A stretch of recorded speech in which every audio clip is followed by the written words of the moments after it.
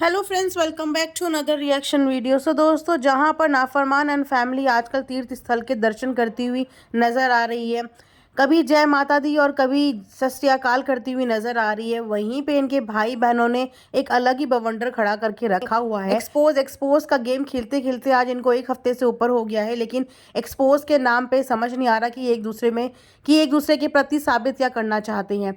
जहाँ पे नाफरमान ने कल अपनी वीडियो के कमेंट में ये कमेंट पिन किया था, सभी से अनुरोध है, अगर कोई हमसे छोटी मोटी गलती हो गई हो तो बच्चा समझ के माफ़ कर देना। हमारा किसी भी धर्म को ठेस पहुंचाना मकसद नहीं है। तो पहली बार ऐसा हुआ है कि नाफरमान ने अपनी ऑडियंस के साथ कमेंट सेक्शन में पिन करते हुए अपना ये मैसेज सर्कुलेट किया है, क्योंकि आप जानते ही हैं कि अभी अभी हाल ही में ही वो वैष्णो माता के दरबार से होके आए हैं और अब वो अमृतसर गए हैं। और उसके बाद ऐसा भी है कि बहुत सारे लोग एक पर्टिकुलर रिलीजन को फॉलो करते हैं और फिर दूसरे रिलीजन के लिए उन्हें बुरा लगता है। और ये भी हो सकता है कि जब जिस रिलीजन के बारे में हमें प्रॉपर जानकारी ना हो, वहाँ पे हमसे थोड़ी बहुत गलतियाँ हो जाती हैं, तो उन गलतियों की माफ़ी के लिए उन्होंने पहले ही अपने कमेंट सेक्शन में वीडियो पोस्ट करने के साथ साथ ही कमेंट पिन कर दिया। लेकिन वहीं पे आज कालू भैया बहुत ही गुस्से में तिलमिलाते हुए नजर आए।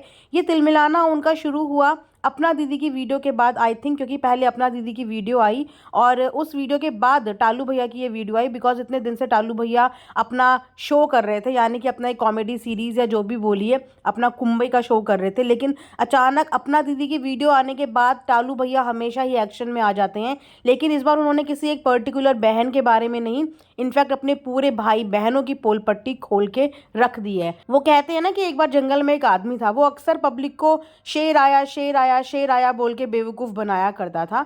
और एक दिन उसकी ज़िंदगी में सच में शेर आ गया और उसका आमना सामना शेर से हो गया और वो चिल्लाता रह गया कि शेर आ गया शेर आ गया, पर किसी ने भी उसकी बात का विश्वास नहीं किया, कोई भी उसके बचाव के लिए नहीं गया। तो इसका मतलब ये है कि ज़िंदगी में सिर्फ उतने झूठ बोलो कि ताकि जिस दिन आप सच बोल रहे हो तो उस दिन कुछ लोग तो आपकी बात का विश्वास करें। लेकिन हमेशा से हमने यही देखा कि टालू भैया अपनी ही बोली हुई बात से पलट जाते हैं।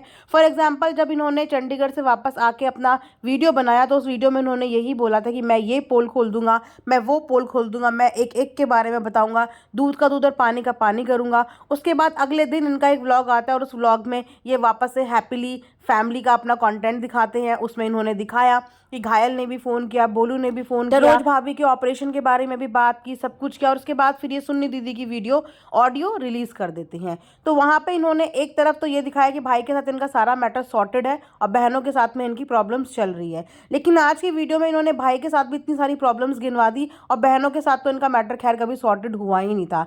तो भाई के साथ बिताई हुई इन्होंने इतनी सारी चीज़ें आज आके रिवील की है। इन्होंने बताया कि 10,000 रुपये में इनको वहाँ पे गाड़ी चलाने का काम दिया जाता था, नौकर की तरह इनको ट्रीट किया जाता था। इनफैक्ट अगर ये कभी बुखार में भी रहते थे तो आके इनसे ये नहीं बोला जाता था कि तुझे बुखार है, ये बोला जाता कि नशा कर लिया होगा।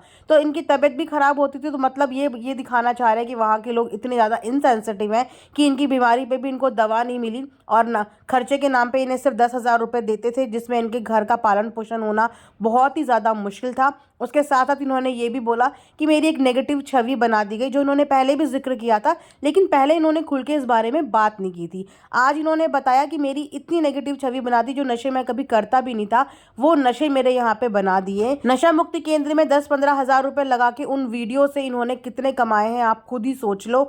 और इतना मुझे बदनाम कर दिया। क्या मेरे आगे बेटी नहीं है? क्या मुझे बेटियों की शादी नहीं करनी? क्या मुझे बेटी का घर नहीं बसाना? मैं क्या मुंह दिखाऊंगा किसी को? मतलब कुल मिला के टालू भैया को अपनी इज्जत और अपनी रिस्पेक्ट याद आ गई है, वो भी बहुत जल्दी याद आ गई। मतलब जब उन वीडियोस को छपे हुए एक एक डेढ़ दो दो साल हो गए, उसके बाद टालू भैया को एकदम से याद आ गया कि यस, इनकी भी कोई रिस्पेक्ट और इनकी भी कोई बेटी है। जब यही सब चीज़ें इन्हें दुनिया बहुत टाइम से समझा रही थी कि टालू भैया थोड़ा अपनी फैमिली के बारे में ध्यान दो, थोड़ा अपनी बीवी के बारे में, थोड़ा अपने बच्चों के बारे में, उस समय इन्होंने ये सब चीज़ें इग्नोर करी। लेकिन धीरे धीरे इनको ये रियलाइज़ हो गया कि हाँ, अब मेरी इज्जत है और मेरे को अपनी बेटी ब्यानी भी है, तो मुझे ये सब नशा वशे वाले काम नहीं करने चाहिए। साथ ही साथ उन्होंने ये भी बोला कि नशा सिर्फ मैं ही थोड़ी करता हूँ, सब लोग नशा करते हैं, कौन नशा नहीं करता, सब नशा करते हैं।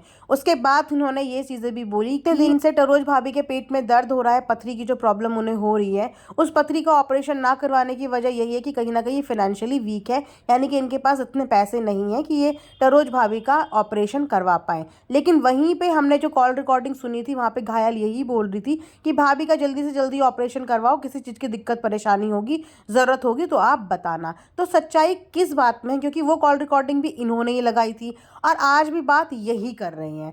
तो इतनी सारी बातें अगर इन्होंने मिक्स कर दी तो उन सब चीज़ों में इन पे विश्वास करना थोड़ा सा मुश्किल हो जाता है, बिकॉज ये थाली के बैंगन दूसरों को बोल रहे हैं, पर मुझे ऐसा लगता है कि थाली के बैंगन ये खुद है। कभी ये इधर लुढ़कते हैं, कभी ये उधर लुढ़कते हैं। सच बोलना है तो एक बार बोलो, झूठ बोलना है तो बार बार बोलो, लेकिन सच बोलने की फिर दुहाई मत दो। फिर ये मत बोलो कि ऑडियंस आपकी बात का यकीन नहीं मान रही, लोग आपकी बात का यकीन नहीं मान रहे, बिकॉज लोगों को गुमराह आप ही ने किया है। आप बोलते कुछ हो, दिखाते कुछ हो, सच कुछ और होता है। अब इन सारी चीज़ों में इस बार तो टरोज भाभी ने भी इनके मुंह पे बोला, और ये पहली बार नहीं है, इससे पहले भी कई बार उन्होंने ये बोला, चाहे वो अपना दीदी की वीडियो बनाने के टाइम पे हो, तब भी उन्होंने बोला कि इनकी गलती है।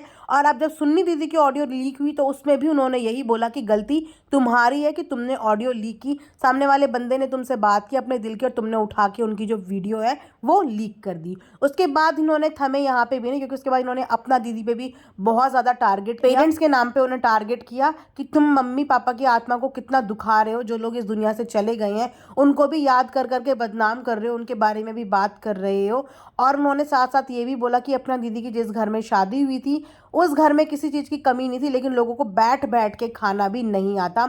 इतनी बड़ी कोठी, इतने पैसे जायदाद वाले लोग थे, लेकिन फिर भी बैठ बैठ के वहाँ पे खा नहीं पाए। ये टरोज का भाई था, वो टरोज का साला था। असली और सच्चे रिश्ते क्यों नहीं बताए कि कौन सा भाई था, कितनी दूर का भाई था और कितने करीब का भाई था। सिर्फ एक लाइन में ये बोल दिया कि टरोज का भाई था। और उन्होंने ये बात भी क्लियर की कि उनकी शादी से पहले अपना दीदी की शादी हुई थी और अपना दीदी की शादी के बाद टालू भैया की शादी जो है वो टरोज भाभी से हुई थी। तो उस समय पे क्यों नहीं बोला और अब ये सब बातें क्यों बोल रहे हो। तो बहुत सारे क्वेश्चन उन्होंने अपने भाई बहनों के खिलाफ जो है वो खड़े कर दिए हैं। अब इन बातों में कितनी सच्चाई है, कितना झूठ है, ये तो इन्हीं के दिल जाने, इन्हीं की आत्मा जाने, बिकॉज आए दिन इन लोगों के स्टेटमेंट बदल जाते हैं। आज कुछ बोलते हैं, कल कुछ और बोलते हैं, परसों कुछ और बोल देंगे, तरसों सबके सब हम साथ साथ हैं वाली फीलिंग देने लगेंगे। इस बात पे बस मैं एक बात बोलना चाहूँगी कि जिस घर में ठाट बाट हो, नौकर चाकर हो, पैसों की कोई कमी ना हो, ज़रूरी नहीं होता कि उस घर में सुकून भी हो। तो अगर आप अपनी बेटियों की शादी ये सब ठाट बाट देख के, बड़ी कोठी, बड़े पैसे वाले, गाड़ी वाले देख के कर रहे हैं, तो कृपया करके इन सब चीज़ों को साइड में रख के ये देखिए कि उस घर में कितनी शांति है, उस घर में कितने अच्छे लोग हैं और कितने बुरे लोग हैं। बिकॉज पैसा, धन दौलत आज की डेट में हर कोई कमा लेता है, लेकिन सुकून कमाना सबसे ज़्यादा मुश्किल है। और अपनी बहू बेटियों को ऐसे घर में ब्याह हुई मत जिस घर में सुकून के नाम पे सिर्फ टॉक्सिसिटी मिले। उसके बाद आप ये ब्लेम लगा दो कि खाने को भी सब कुछ था पर बैठ बैठ के नहीं खा पाई। बोलते हैं ना, जिस पे बीतती है उसी को पता चलता है। अगर अपना दीदी का रिश्ता टूट रहा है और वो इस कगार पे पहुंच चुकी है तो इसका मतलब उन्होंने बहुत कुछ झेला होगा। मैं इस चीज़ पे बिल्कुल भी शक नहीं करूंगी कि उन्होंने अपनी शादी में कितनी टॉक्सिसिटी झेली होगी या उनकी शादी कितनी कॉम्प्लिकेटेड रही होगी या परेशानियों से भरी हुई रही होगी। बिकॉज एक औरत ऐसे डिसीजन तक तभी पहुंचती है जब वो बहुत ज़्यादा मेंटली परेशान हो जाती है, वीक हो जाती है। वरना किसी को भी शौक नहीं होता अपने घर बसे बसाए घर तोड़ने का, या किसी को भी शौक नहीं होता ऐशो आराम की ज़िंदगी छोड़ के मुश्किलों से भरी हुई ज़िंदगी अपनाने का। इस बात में भी कितनी सच्चाई है ये अगेन अपना दीदी ही जानती होगी या इनके परिवार के सदस्य ही जानते होंगे। फिलहाल तो हमें यहाँ बैठ के बस यही दिख रहा है कि एक दूसरे को एक्सपोज होने का गेम। ढालू भैया ने तो अपने दिल की बात सारी की सारी सोशल प्लेटफॉर्म पे बता ही थी, लेकिन सवाल अगेन ये उठता है कि वाकई में क्या नशा मुक्ति केंद्र का जितना भी कंटेंट टालू भैया के ऊपर बनाया गया था वो एक सिर्फ कंटेंट था, उसमें कोई सच्चाई नहीं थी। और क्या वाकई में घर खर्च के नाम पे इनको सिर्फ वहाँ पे 10,000 रुपये मिलते थे? इतना दिन रात मेहनत करने के बाद, जानवरों की टेक केयर करने के बाद, एनिमल फार्म में हेल्प करने के बाद, गाड़ियाँ चलाने के बाद क्या इनको सिर्फ 10,000 रुपये दिया करते थे? इसके अलावा वहाँ से कुछ हेल्प नहीं मिलती थी? क्या वाकई में ही टरोज भाभी की इस पथरी के इलाज के लिए वहाँ से कोई भी हेल्प नहीं आ रही है? क्या परिवार का कोई भी सदस्य उनकी मदद नहीं कर रहा है? क्या वाकई में टालू भैया के साथ चंडीगढ़ में ये सब चीज़ें हुई कि उनकी बुखार में भी उनको सिर्फ पड़ा रहने दिया और काम करवाते रह गए? क्यों कालू भैया का दिल अपने रिश्तेदारों से इतना खट्टा हो चुका है कि वो बार बार मुंह से उगलते उगलते घूंट मार लेते हैं? तो इस बात में कितनी सच्चाई है देखो, ये तो आने वाले टाइम पे ही पता चलेगा, या जब तक सामने से कोई जवाब नहीं आता। बिकॉज हमेशा से एक ही कहानी का एक ही पहलू सुन के हम लोग किसी भी कंक्लूजन तक नहीं पहुंच सकते। दोनों साइड की सच्चाई पता होनी बहुत ज़्यादा ज़रूरी होती, तभी हम किसी डिसीजन में पहुंच पाते हैं कि ये गलत है या वो गलत है। वैसे एक बात तो कहूँगी कि बहुत ही अच्छी सुनहरे अक्षरों से नाफरमान अपनी किस्मत लिखवा के आए हैं। बिकॉज जब भी ये कुछ अच्छा करने का काम करते हैं इनके पास रिकॉर्ड्स या इनके अपने ही आके इनकी ऐसी धज्जियां उड़ा देते हैं सोशल प्लेटफॉर्म पे कि फिर उसको कवर करने के लिए बहुत ज़्यादा वक्त लग जाता है और इस बीच नेगेटिविटी का माहौल फिर से बन जाता है। जहां ये सब कुछ पॉजिटिव करने की कोशिश कर रहे थे, वहां पे इनके भाई बहनों ने वापस से निगेटिविटी का सिलसिला और इन पे क्वेश्चन उठाने का सिलसिला शुरू कर दिया, जिसे देख के ऑडियंस फिर से बहुत ज़्यादा कंफ्यूज हो गई है कि इन सब बातों में सच्चा कौन है, झूठा कौन है।